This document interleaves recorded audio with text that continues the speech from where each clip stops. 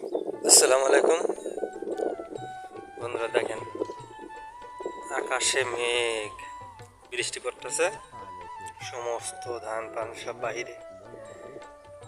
দেখেন মেঘ ডাকতেছে কেমন, সমস্ত ধান সব বাইরে।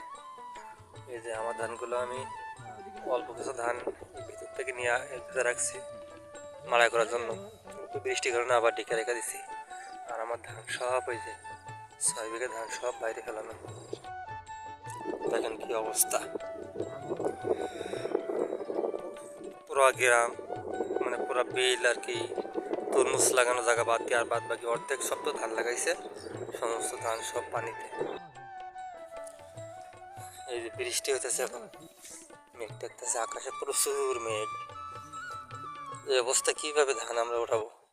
এবছর ধানের দাম কম, ধানের যে খেয়াল এটা আমরা বিচুলি বলি আমাদের দেশ গ্রামে, বিচুলির দামও কম। মানে এবছর খরচ যা হয়েছে উঠাইতে গেলে অনেক কষ্ট। 6 বিঘা জমি করতে মনে করেন খরচ হয়েছে আপনার 70 থেকে 80 হাজার টাকা। আমাদের জমির হাড়ি লাগে না এবছর, এই জন্য 80 হাজার টাকা জমির হাড়ি লাগলে আরো বেশি খরচ হইতো। পানি আনতে হয়তো কোন থেকে আপনারা আগের ভিডিওতে দেখছেন, দূর থেকে পানি আনতে হয়।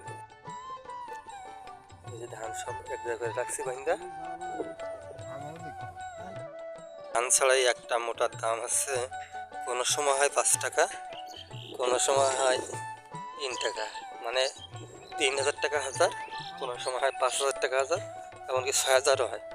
কিন্তু এবছর সেদিনকে দাম করলাম এক ব্যবসায়ীর সাথে, সে বলছে 1300 টাকা হাজার, মানে 1 টাকা 30 পয়সা পিস পড়তেছে। এখন 1 টাকা 30 পয়সা বেশি। ধান ছিল আগে 2100 টাকার 60 কেজি, মানে 2100 টাকা বস্তা। আমাদের এখানে বস্তার হিসাব হয় বেশি, 2100 টাকা বস্তা, এক 60 কেজিতে এক বস্তা হয়, 2100 টাকা বস্তা। এখন 1600 টাকা বস্তা, তার মানে আপনার 500 টাকা প্রতি 60 কেজিতে 500 টাকা কম। এখন এইভাবে কৃষক বাঁচবে কেমনে কোন? সরকার ধানের রেট বাইন্ধে দিচ্ছে 2140 টাকা 60 কেজি। এটা কার্যকর হবে আগামী মে মাসের 15 তারিখ থেকে। এখন আমাদের এলাকার ব্যবসায়ীরা বলতেছে যে আমরা ওই দামে আমরা ধান কিনবো না। সরকারের গোডাউনে যদি সরকার নিজের থেকে এসে আমাদের ধানগুলো কিনে নিয়ে যায়, তাহলে কৃষকেরা বাঁচবে না? কৃষকের কপালে দুঃখ আছে এবছর। কারণ এত কষ্ট করে ধান লাগাই, এই যে বৃষ্টি হইতেছে, কি পরিশ্রম।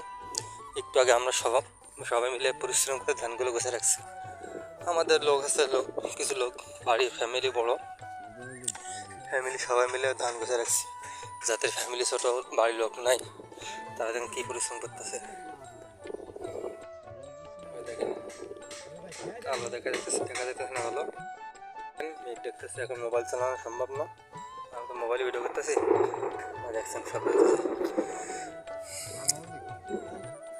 আচ্ছা, ভালো থাকেন, রাখি, আল্লাহ হাফেজ।